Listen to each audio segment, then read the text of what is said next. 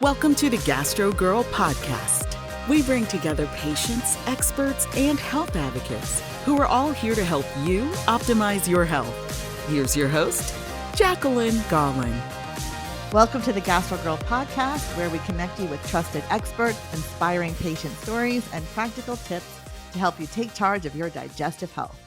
This episode is part of our special series on eosinophilic esophagitis, or EoE, a condition that can make eating and swallowing a daily challenge, especially for children and families. This episode, entitled Navigating Pediatric EoE from Symptoms to Treatment Success, features Jeni and her son Joshua, and they're going to share their family's journey with EoE from the early warning signs to the path to diagnosis and how treatment has made a difference in both of their lives. This episode is sponsored by Sanofi and Regeneron.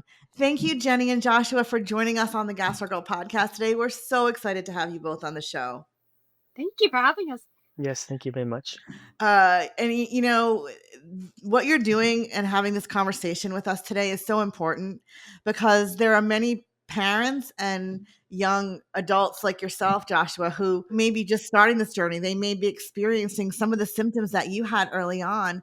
And so I really want to get a sense of your journey and help people understand what it was like to get that diagnosis and then what happened, how it was treated and all that good stuff. So Jeni, can you take us back to the beginning? What first made you concerned about your son Joshua's health? So EoE is a condition of the digestive tract, right? And it causes swelling in the esophagus. And so a lot of the symptoms that he was experiencing are things that you might see commonly in kids as they were growing up. So he had a lot of regurgitation when he was a baby, a lot of spitting up. And then it progressed to full-fledged vomiting after he drank a whole sippy cup. And there wasn't really a good answer for that. Kind of progressed a couple more years. We'd be sitting eating, and Joshua would be taking large bites of food, right? Or I thought he wasn't chewing long enough, and food was getting stuck in his esophagus. Or he would be talking and stopping and pausing, and you could see something was going on in his eyes, right? But he's able to still breathe, so he was able to speak. But he wasn't speaking because he was still dealing with, this pressure in his esophagus of the food going down and starting to get concerned about it. So how old was he at this point? He was about 10. He had no food allergies, so we couldn't attribute it to an allergy. We were tested for that, so there was nothing there. And it just progressively kept getting a little bit worse until one day a piece of food got lodged there and he was spitting his saliva out into a wad of napkins. This went on overnight. We kept saying, Josh, chew longer, take smaller bites. And it escalated into us taking him to the pediatrician, which is about 30 minutes of a car drive. My husband took him, to which we got there, and he regurgitated up into one of the Kleenexes a big piece of gristly pork that had been stuck there for probably over 12 hours in his throat. God. So that was the main. So Joshua, let's hear from you. Like, what were you thinking when you were dealing with that and having all this trouble eating and swallowing? Yeah, I mean, I mainly noticed a lot when I was having food, right? Like at lunchtime during school, there were occasional days where I would start eating whatever my mom packed me, and I would just have to stop mid lunch and just couldn't finish it because I just get something stuck there. And then at dinners, there was a lot of times where I would be eating and then something would get stuck, but I was able to regurgitate it in 10, 15 minutes. And honestly, when I was dealing with this as a kid, probably one of the toughest things was I didn't really know how to express what was happening. I have no idea why no one else is really going through what I'm going through, and I think a lot of the times I felt like I was being represented as seeking attention and things like that. And I think that was probably one of the hardest things, is because I always felt like, oh, look at me, right? I'm having this issue. Please notice me. When that that really wasn't the case. I didn't want the extra attention of having to have food stuck in my esophagus, and I think that was probably the toughest aspect of having this while growing up and not having it diagnosed. Yeah, and for parents, you don't know, right? You're thinking he's eating too fast, taking too big of bites, and so that doesn't help either, right, Joshua? You're feeling like your parents are Hmm. like, "What's going on?" And you're not, parents were all parents, they wanna make sure their kids are eating right. I mean, I remember me, I ate too fast too. I probably still do. But then you feel bad, right? It's like, Hmm. and I like what you said, you didn't know how to express what was happening to you. Yep, exactly. I remember there was a lot of times that I kept on like being told, like take smaller bites, or chew more, right? And I was doing that, which was the issue. And like you can't really open your mouth like mid dinner and show the fact that you are chewing more, right? So like it kept on assuming that, oh, he's just not chewing enough, right? Like he's just not listening to what we're saying. And that really wasn't necessarily the case. Yeah. Now another sign that we learned about was the drinking a lot in between bites. Did you do that as well? Try to like drink water or like another beverage while you were eating? Because that's I one of the mean, sometimes if like the bite of food that I swallowed was like just, like, large enough to get through, but, like, it needed extra support. That's generally when I would start, like, drinking in between, bites, but, for the most part, if it was, like, if it was, like, small enough of a bite, I wouldn't have to.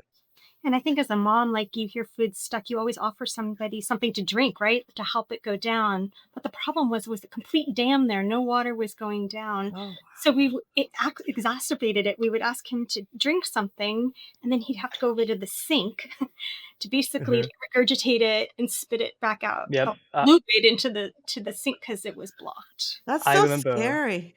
yeah, I would, they would always, like, tell me, like, "Oh, drink some milk, drink some water," and then I would try it, and it would never do anything. It would actually just always make it worse because now I have more stuff I have to regurgitate out, and yeah. Oh my goodness. So, all right. So I'm sure this caused a lot of anxiety at family mealtime. If you went out to eat at restaurants and school too, did you have the same worries at school? How did you manage this during your childhood and school? Generally, if I can give my honest opinion, I really didn't think about it much until it was actually happening. It was like something that was like it would happen like maybe like once every 3, 4 days. So I really wasn't expecting it until it just came up. So I don't know how, but I didn't really experience it much at school. Like it never got too bad to the point where I couldn't like regurgitate it out in like 5 minutes. But it would cause anxiety whenever I was starting to get food sick. I remember having to tell my friends when I was like in 4th or 5th grade, like, "Hey, if I ever like stop talking, I'm fine. I'm just like trying to regurgitate this food." Oh wow. That's something for a 10-year-old to have to deal with. So mom, when did was the final like point where Joshua was able to get a diagnosis? Yeah, so after my husband had taken him to the pediatrician to figure out what was going on, and he had regurgitated the pork, they still went into the appointment, and we were referred to a pediatric gastroenterologist very quickly. And we're fortunate to live in an area where it's noted, and she almost immediately said, "I bet this is EoE," but needed to do the scope. So we had an endoscopy. She took several biopsies, etc. He was still in recovery, but she came back and she's like, "Yeah, it looks like EoE. We'll get it confirmed with the biopsy." But at that first endoscopy, he had to be dilated. So the circumference of his esophagus was so small that they actually constricted it and opened it during the procedure. It's called a dilation. So he came back with, he could feel it, the esophagus when he was waking up. Now, how long I mean, when did you first notice signs of this? Like he was 10 when he was diagnosed, but you said when he was a baby, even as a younger, you noticed signs and symptoms. Yeah, we have reflux in our family. So his brother has it, my husband has it, his dad has it. So we thought it was just reflux. And then it progressed, a little bit more. I think for most patients who have EOEs, a lot of them have food allergies, and we just didn't have that. So he wasn't picked up maybe sooner on kind of what was going on. And it really required, for us, that aha moment was that food being lodged, right? And then you feel terrible because your child's been telling you what's going on, but you haven't really sought help for them sooner until they go to bed overnight, spitting into napkins, and then you take them in and figure out what's wrong. Well, how did you both feel, Joshua, when you finally we'll ask you first. How did you feel when you finally had a name for what you were going through? Like, I think probably, well, one of them it was a lot of relief mainly, because like, I could finally have peace of mind knowing that what I was going through wasn't, like, just, like, a solely me thing, and, and that, like, it was, like, things that other people were going through, and I wasn't alone, and then also, like, just a sense of relief of knowing, because up to that point, right, I still had those feelings, like, no one's really, really grasping what I'm actually going through. I can't really put it into words, and I think finally having something, that showed those words was probably the most relief I felt. Oh, wow. And how did you feel, Mom, about that?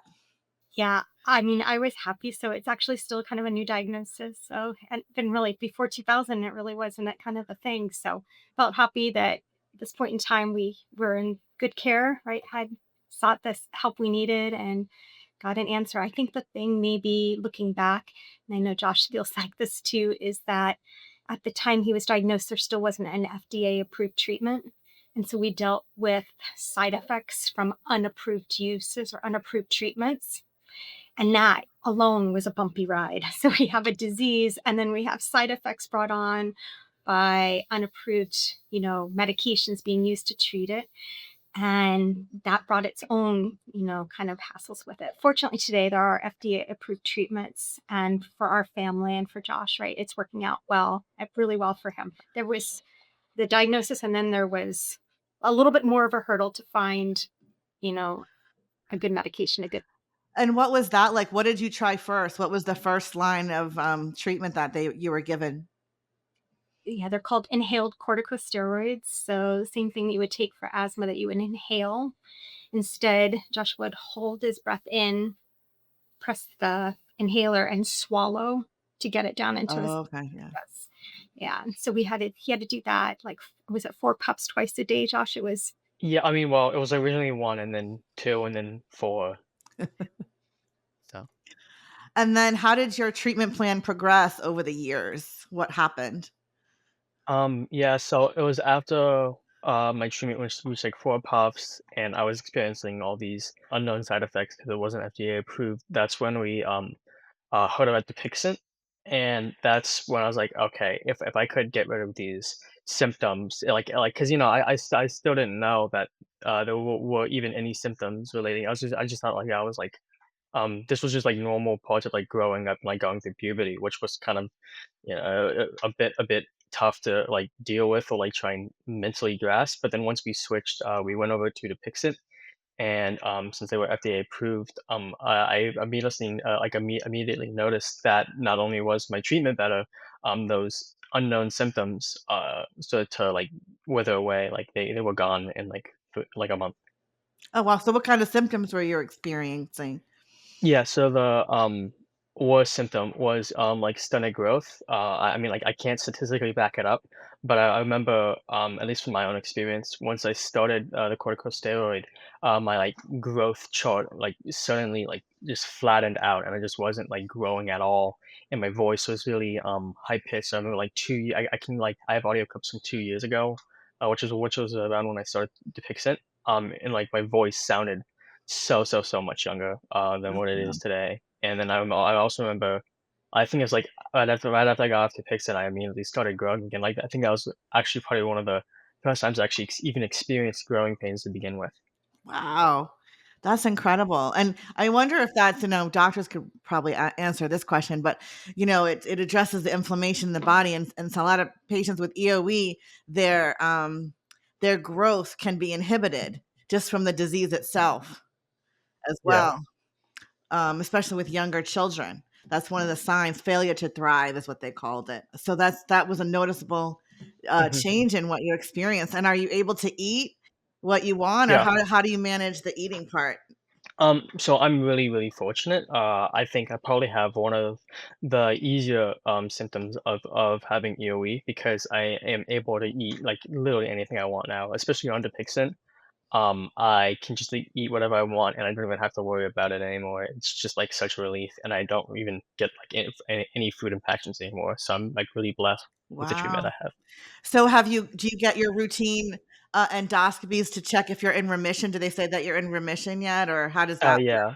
They said I was in I had an endoscopy in June, and they said that I was in remission finally. Wow. So Joshua, I know that, and you probably know this, that there's a dietary way to manage EoE, and it usually starts with a 3, 4, sometimes even a 1 food elimination diet. Did you have that option? Yeah, I did. When I was being told I have these 2 options of, like, better treatments, I saw the dietary option, and I saw the injection one, and I chose the medication 'cause, up to that point, I was eating, like, anything I really wanted, and it was like, I had the medication, but I really wasn't, restricted food-wise, and I was thinking about I was like, "Man, I think it would really suck if I had to give up, all these different food options, that I currently am eating." So that's why I originally chose, yeah, to, go with the medication. And you were telling us earlier about when you transitioned from your initial medication to Dupixent, you eliminated milk. Tell us a little bit Mhm. about that. Yeah, so we originally so like to transition, I would have to originally get rid of the old medication from my body, which took around a month. And during that time period, we were like, okay, you will have to go on a food restricted diet for this time. And so we chose to only eliminate milk because we thought that that was like the most likely cause. And I believe it was the cause because I vividly remember after that month of no milk, which I didn't like it. It was not fun to eliminate such a like a key component of my diet.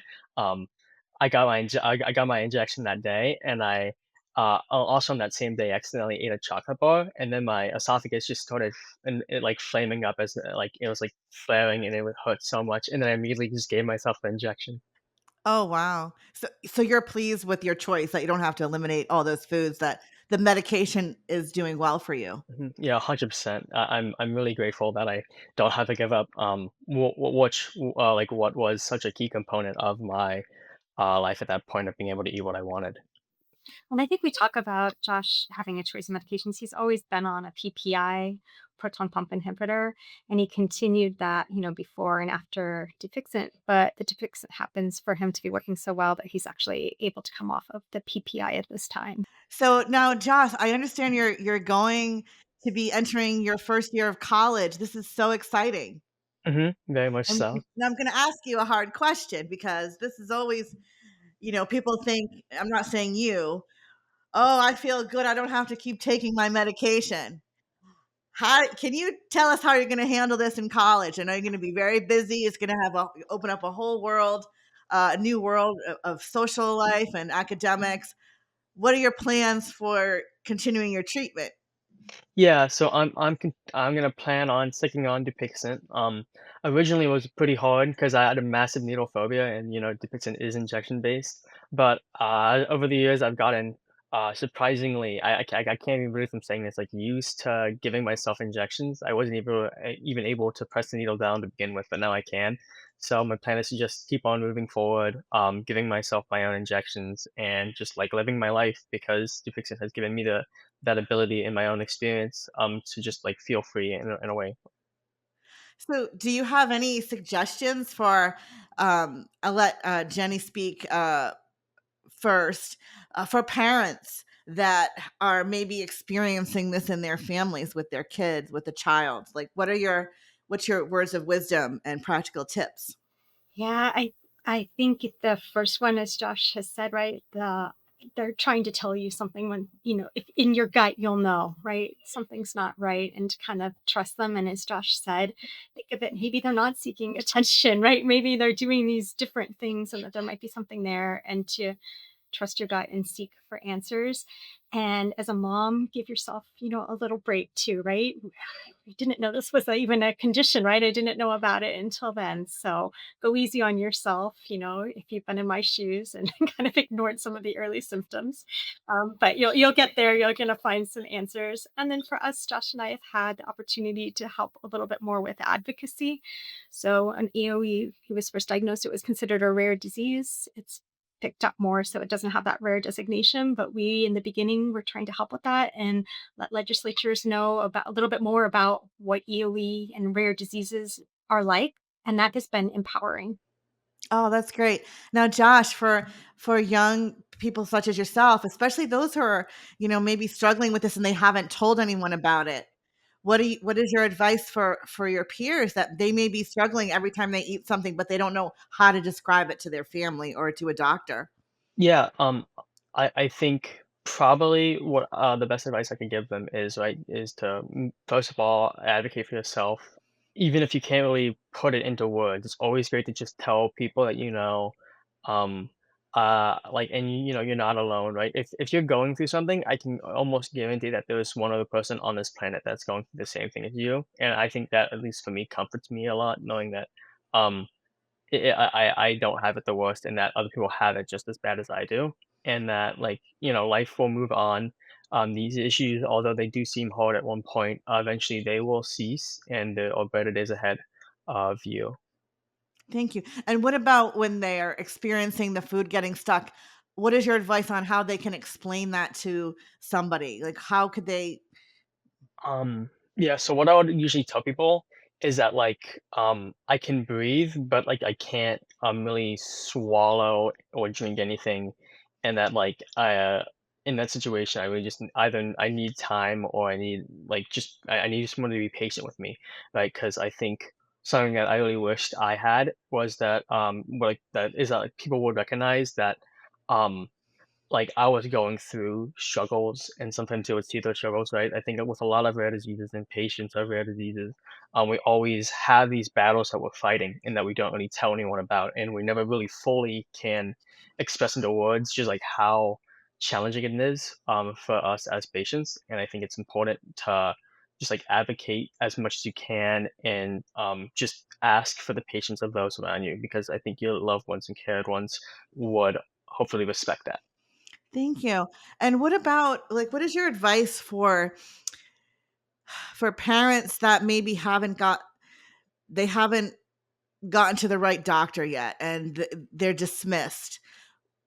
I know you guys are really passionate about advocacy. What are your tips for parents and for others who maybe haven't gotten the answers that they need?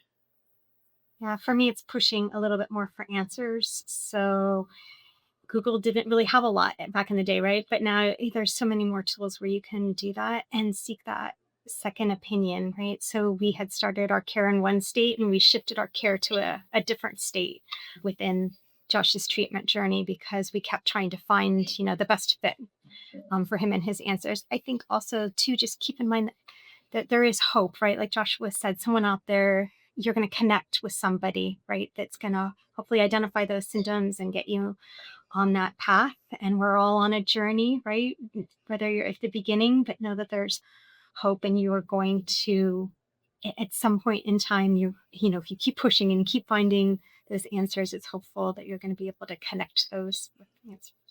Now, one of the questions I have for Joshua is, you're transitioning now from pediatric care to adult care for your condition. Do you have a plan in place yet? What does that look like? Because this is important because you're going to stick to your treatment plan, which is so exciting. You just told me that. Um, but now you're growing up, so that's an important piece. So, are you transitioning from pediatric to adult care right now? When you go to college, what does that look like? Yeah. So right now, I mean, I'm kind of like still, I'm in like a more gray area. I've started to pick up my health records as then I'm now 18. I have to start, like managing that. I've started making documents to like record my doctor's appointments, things like that for like future because I was told it was important by my mom that I did Yeah, that. it is. And for the meantime, though, I'm still lucky to have my original doctor. She said that I can stay under her care and like her watch for like the next like 3 years. So I'm lucky enough that I probably can like when I'm visiting back in college is generally when I'll have like checkups and appointments with her to like continue my treatment, and then probably one day once I'm like graduating college and moving somewhere, I'll have to start searching for that other doctor. I'm so proud of you. That's such an important part. I was just going to add in there two things that I've learned are like when they go away to school and they're 18, you have to get them to give you permission, right? So do that before they get to school, kind of learn what that is. And then also the college he's going to, because it's a refrigerated injection. So how do I get that delivered to the dorm? They kind of keep it there overnight, right? They don't necessarily give it to you that day in the mailroom. We found on-site injection. There's an injection clinic at the health center that can receive injections as well. So it doesn't always have to go to the dorm. Jeni and Josh, thank you so much for joining me today. This has been so insightful, and it's so brave of you to share your story, and hopefully it will help some other patient or a parent who is dealing with the same situation that you both have dealt with over the years. We also want to thank Sanofi and Regeneron for their support of this educational series. Their partnership helps us bring important conversations directly to patients, caregivers, and providers. If you'd like to learn more about EoE and access trusted resources, visit gastrogirl.com or check out the EoE Health Hub linked in our show notes. We also recommend visiting AppFed at appfed.org. Thanks for listening, and don't forget to like, subscribe, and share this episode, as well as our Gastro Girl podcast.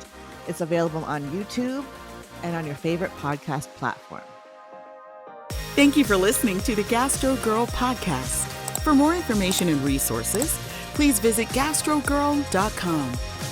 Do you have a question for Gastro Girl? Please email podcast@gastrogirl.com. The information, opinions, and recommendations presented in the Gastro Girl podcast are not a substitute for medical advice from your healthcare professional. Please consult a licensed clinician in your state regarding all matters related to your health.